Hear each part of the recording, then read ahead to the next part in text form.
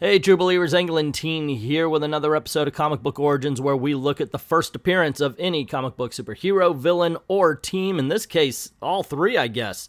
It is Lobo, the main man. Yes, Lobo does not stand for wolf in this case. It is from the Khundian dialect, and it means he who devours your entrails and thoroughly enjoys it. Lobo has a very strange journey, man. Okay, so he starts off not quite like he ends up. All right, we're going to talk about his first appearance, and he did appear in Omega Men. Now, then he goes on, he does an appearance in Justice League International, and it's very well received. It's funny as heck. That's where we learn the definition of his name. He was a member of Legion, he was a member of Rebels, and then in 1990, Keith Giffen decides he's going to parody all the dark heroes that are coming out. Hitman for DC, Punisher was very popular, you know, a kill-happy superhero, Wolverine, of course. Unfortunately, I don't think the kids of the 90s quite got that, because he ended up epitomizing the dark heroes of the 90s rather than parodying them. But he never stopped being the over-the-top parody, and that is, I thought, amazing. So you did have two Lobos going on, one in the mainstream and one in his miniseries. And by the way, me saying parody, I am not insulting. Some of these books were awesome. He began in the first 4-issue miniseries called Lobo the Last Zarnian. That one kind of changed his story, where he became the last Zarnian after violently killing every other member of his species because he wanted to be the last one. I think we'll find out. The original way everybody was killed on his planet was by Scion, so it's a little bit different. Went on to do Blazing Chain of Love, Lobo Cop, Un-American Gladiators, Convention Special. Awesome books, but the one that topped them all, in my opinion, is the Paramilitary Christmas Special, in which the Easter Bunny hires him to assassinate Santa Claus. He did some cross-company crossovers where he teamed up with a Mask and Judge Dredd, the Authority. He fought Wolverine in DC versus Marvel, where the idiots who just used it to be a popularity contest had Wolverine beat Lobo, but Lobo beat Superman. No way Wolverine is... No, sorry. Not happening, guys. In JLA versus Avengers, he fought the Imperial Guard. So yeah, he's been around quite a bit, guys. It's a really cool character. He is the main man. And as I usually say, let's get this party started. Oh, one more thing. Lobo was such an awesome character that Stan Lee said that he should have been a Marvel character because he didn't think DC was using him right. So there you go. Now let's get this party started and jump into the first appearance of Lobo, the Omega Men, number 3. Before we get started, I'd like to say this is a commissioned video. Thank you very much, Frag Minion. And all you have to do is go on over to Ko-Fi, links in the description below, and here are the topics. You just pick and say, hey, I want one of these videos, and I want it to be about this, and I will be your servant. Easy peasy lemon squeezy, and with that said, now let's get things started. As always, we start by looking at the cover, and I gotta tell you, I've always loved this cover. Eat your heart out, Quentin Tarantino. Yeah, we all saw Death Proof with a woman tied to the hood of the car as he's driving down, but Lobo did it first. He did it, 20-something years before you did, and he did it in space. So I think he wins. Man, I think DC would be so Me Too'd if this came out, seriously. Anyway, I've always liked it. I love the colors to it. I never liked him. This is going to come up again. The colors on Lobo's outfit. The purple hair, the purple and orange outfit. Just, wow. He did not a good design here, guys. But, yeah, we'll get to that in a little bit. Callista, Prisoner of the Citadel. And I would like to point out that this was a prestige format book, which meant it was printed on glossy paper. Only $1. God, I love the 80s. The Omega Men, Assault on Euphorix. Euphorix.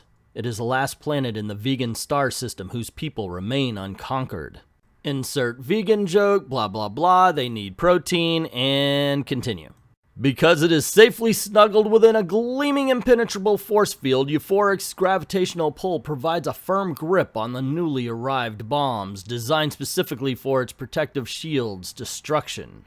As splash pages go, not a fan. Look at it's hard to actually see what's going on here, to tell you the truth. Okay, I guess these glowing things are the bombs, the space, it's not a very good one. Cut to two nefarious-looking people doing nefarious-looking things. Actually, they're just talking about why they need to get through the force field and to conquer Euphorix. We find out it's for someone named the Citadel, and that they are only known for their desire and their hunger can never be quenched. After Euphorix falls, what will they do when our star system is not enough? So basically, they're conquerors because they are and they need to conquer. However, inside the force field, we see a couple of guys looking up at the stuff and all the bombs and everything, and they're saying, oh, cute, they're getting better at this. I think they're making it smaller. How do they do that? That's awesome. So they decide, you know what, let's kind of surprise them, and they flip a switch, and all the bombs start blowing up because of something the force field did. And it kills the people who are assembling the bombs, but when all is said and done, the force field still stands. We cut back to the Citadel to see one lone survivor whose reputation for survival is legend. And as he's looking over everything, someone teleports in, and we find out his name is Harry Hokum. Now the Citadel decides, well, he might as well just kill this guy and put his headless carcass on display for the world as an example for his might. But Harry Hokum has other ideas. A traveling intimidation show, not a bad idea. But you'd have to do it on a really large scale to be effective. Having just a puny guy like me on display is not at all intimidating, and besides, if you killed me, you'd never learn how to conquer Euphorix. And I have the secret. Meanwhile, on the Omega Men's outpost on Slags, basically we're in Demonia's chamber, and she's trying to seduce this red guy. He's not named in this scene. So we find out that they're talking about Tigor. He's trying to be leader of the Omega Men, and she's seducing him because she wants somebody on the inside. She even goes so far to say, I want only what is best, because she's a lizard-like, get it, with a snake tongue, for the Omega Men. Tigor would never take advice from me, but he might from one of his closest companions. And the guy's like, hey, let's discuss this later, and she's like, sure, let's bang. Elsewhere on Slags, we're in Callista's chambers, and she's kind of watching the news and finds out that that Euphorix actually has fallen. Citadel ships am invading Euphorix settlements. Cities am being devastated. People am being dying in droves. Am happy day. And Callista's like, oh my gosh, I can't believe this is happening. Our last preserve of freedom is being destroyed. I can't let it fall. And she puts out a call to all Omega Men, to have people fight her. Now, she's not the leader. A guy named Primus is at this point, which makes Demonia say, now I guess not only do the Omega Men jump when Primus commands, but at his wife's will as well. And that makes the Red Demon guys say, well, I guess I'll stay behind. So there's at least two people not heeding the call. Cut to Callista's spaceship and the Omega Men that volunteered to go with her. We do see one saying, hey, look, this could be a trap. We should have waited for Primus to return. And she's saying, no, I recognize the settlement's under attack.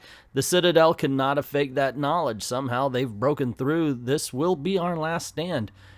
And we hear Harpus say it is too dangerous. We cannot tell what space debris is in that sector. And once we're locked in, there's no way to change our arrival coordinates. Callista and her team hurry along. She says, oh, if we don't do light speed, there may not be freedom in the galaxy anymore. So they warp into light speed. When they come in, though, when they come out of light speed, they end up inside of an asteroid, which, of course, tears their ship apart. We find out that it was Callista's magic powers that kept them as intact as they are. Everything important is in, of course, the hull and not on the wings, which they lost a wing. She asks one of her crew members, Schlagen, the yellow guy with the long neck, to go on outside and see what the damage is. And there's these little creatures that are like, oh, let us experience with you and we'll protect you in space. But he's old-fashioned, so he's like, no, I'm going to use an old-fashioned spacesuit type. So Schlager goes on outside of the spaceship, and he sees, of course, that they lost an entire wing, which, okay, I can understand that being information he's got to say because we see it, he doesn't. But then he finds something organic and decides the best thing to do is put it inside the spaceship. Of course, something happens. He says it's warm, it's bleeding or something like that, and he gets shoved out of the airlock. And as he's saying he doesn't want to go back in there with it, he notices it starts to move. Meanwhile, back on Slags, a Gordanian cruiser lands near the Omegan outpost, and we see Primus and Tigor come back, and they're bickering and arguing because Tigor stole a Citadel ship to get them back. And he says it was a risk to take. If they would have been safer had they waited a week. Tigor's like, you're just mad because I pulled it off without a hitch. And Primus is like, no, you were lucky. And they say, well, we're back. And then, of course, everybody comes up and is like, oh, hail, Primus, we're glad you're here, yada, yada, yada. But Tigor's not hearing it, so he says, whoa, hold on, we didn't bring any new troops back. And as a matter of fact, we lost to a Megaman that we started off with as Brute and Nimbus. Didn't want to follow this paragon of leadership. And Primus gets a little angry, says, don't lay all of it at my feet. And the doctor comes up, and Primus is like, well, where is everybody? And the doctor says he's gone. So that means Tigor thinks more people deserted. Callista and the rest deserted, but of course we know what really happened.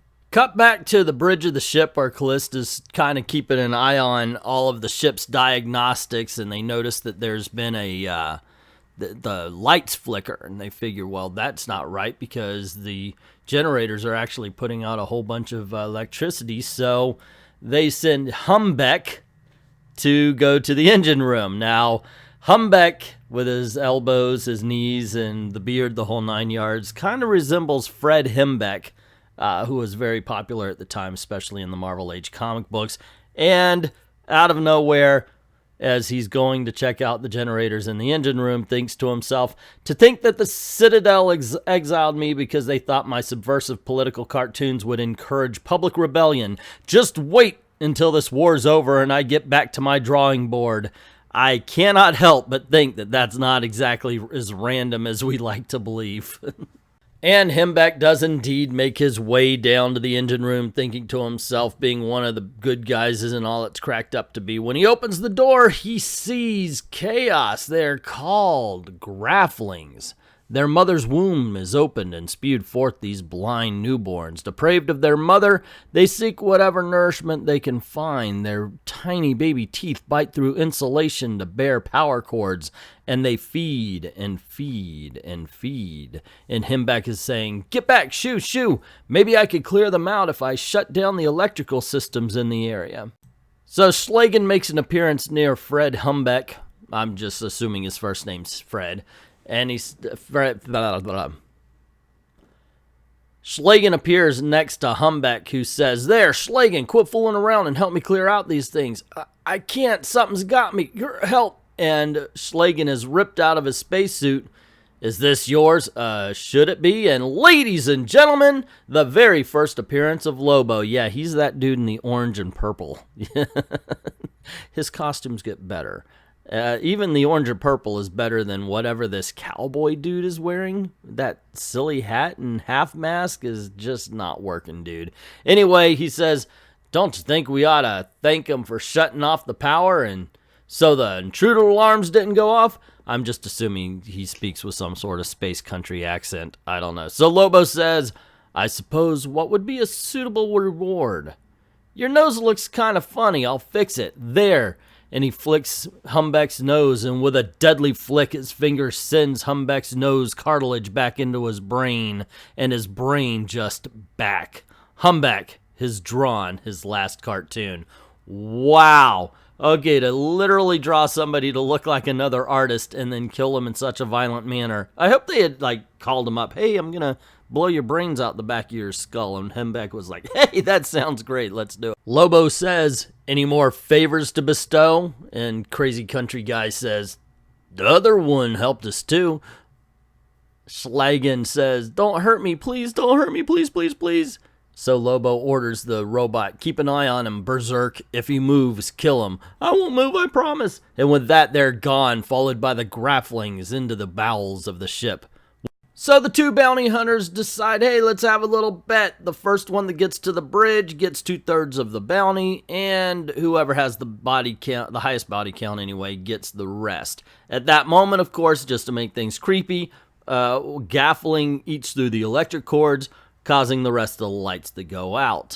Callista calls Harpy to check out why the lights are out and tells her to call security. When they don't get anything from security, they realize they've been invaded. Callista says, well, tell everybody, and she does, which actually puts some people on alert. Now we cut to the generator room, and the lights go out. We see a big smile. I don't know if it's Lobo or the cowboy guy, but those two get taken down, and then this little bug creature's like, hey, I'm going to kill a citadel. It ends up getting taken out by the weird cowboy-looking dude.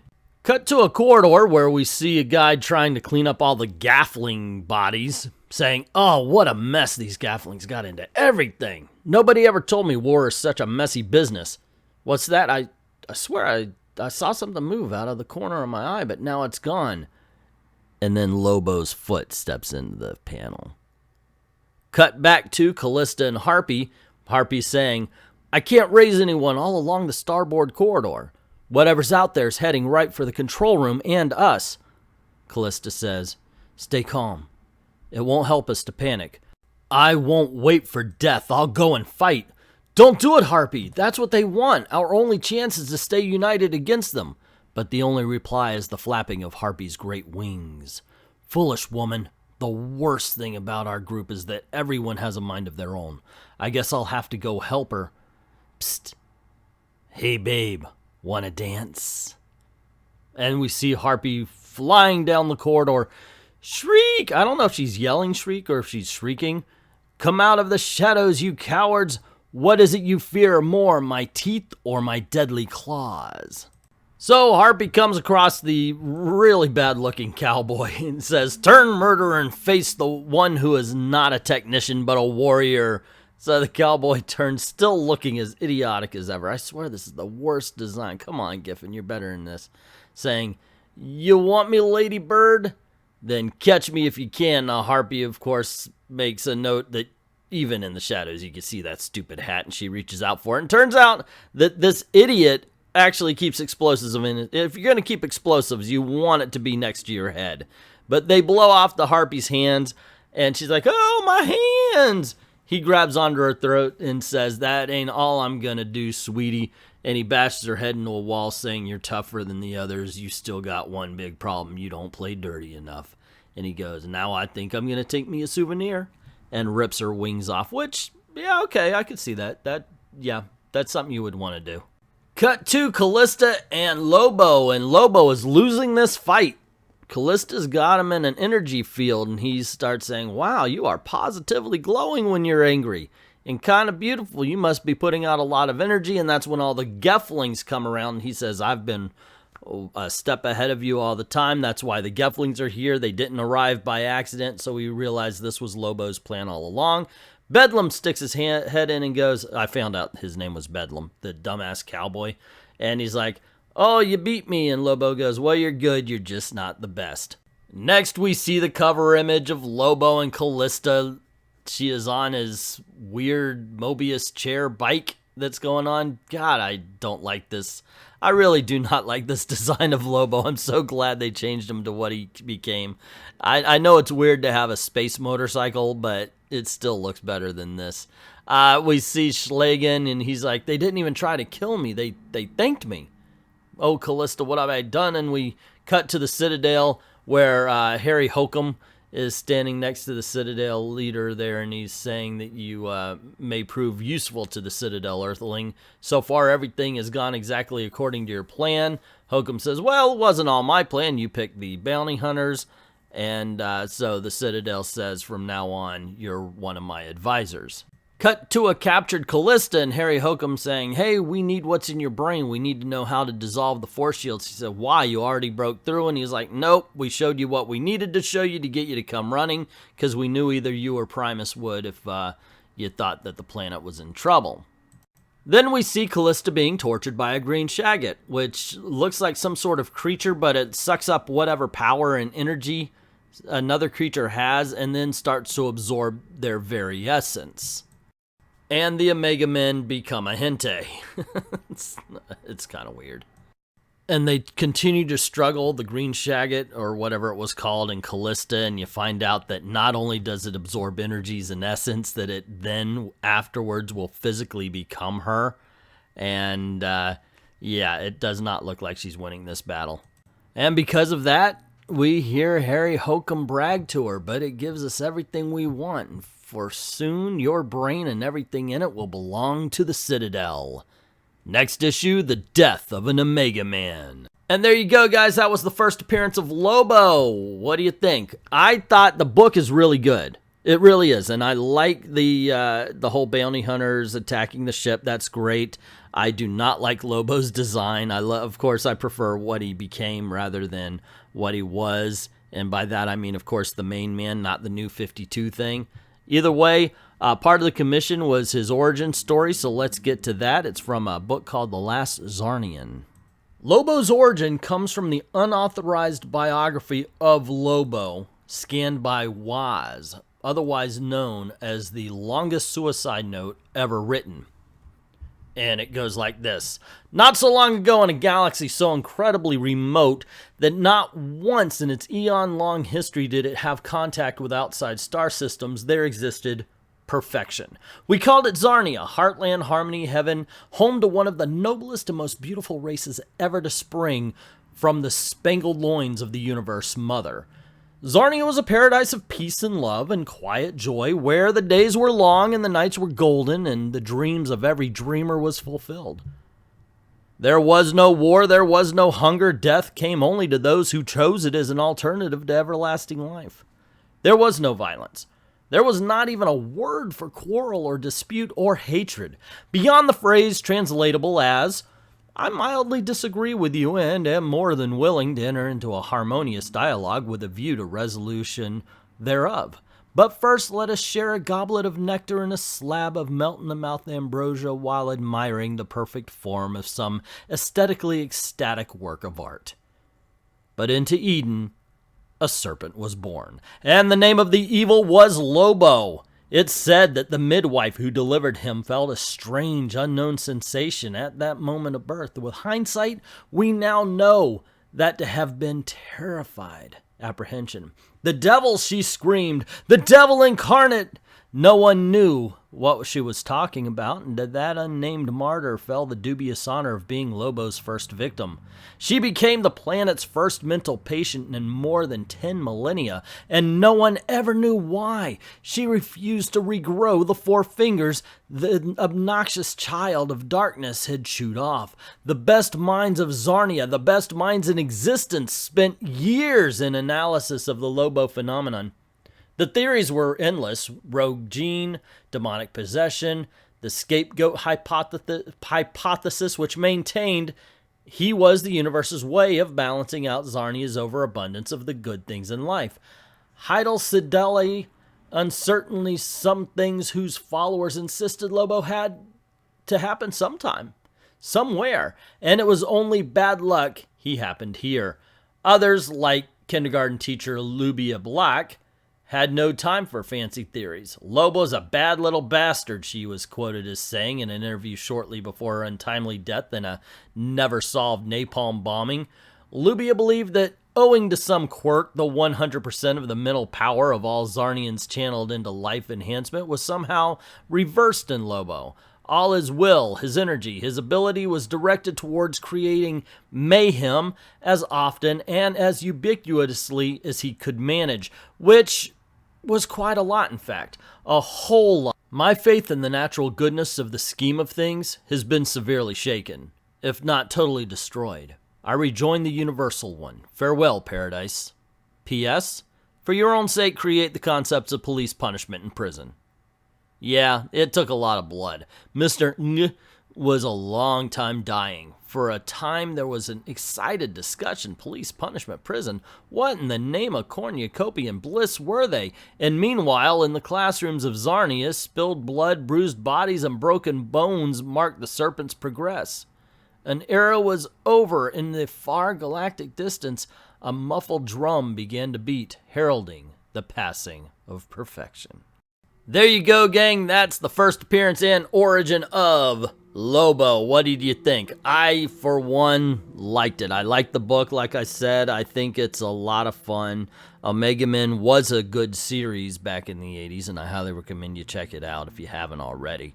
It's definitely worth the read. The origin story is a lot of fun. I like the fact that they updated him. I love the fact that they changed the look on him. Lobo, I gotta say, did kind of wear out his welcome for me in the late 90s. By that time, I just kind of thought he was repetitive, but overall still entertaining. Let me know what you think about this. If you have any ideas of any kind of hero, villain, or superhero team, whatever you want, like I said, go on over to Ko-Fi and drop a commission in. I'll get it done. And I'd like to thank, of course, Fragmenu for doing this one. And don't forget to click like, share, subscribe, hit the notification bell. Click on one of the videos that are popping up right around here. And if you're watching this on BitChute, don't forget to tip your waiter. That's me. And yeah, if you're watching on YouTube, go on over to Patreon or to Ko-Fi, drop $1 in the till, and help me keep making videos for you. I'd like to thank everybody who's already done that. And to everyone, all of the true believers, thank you very, very much for watching.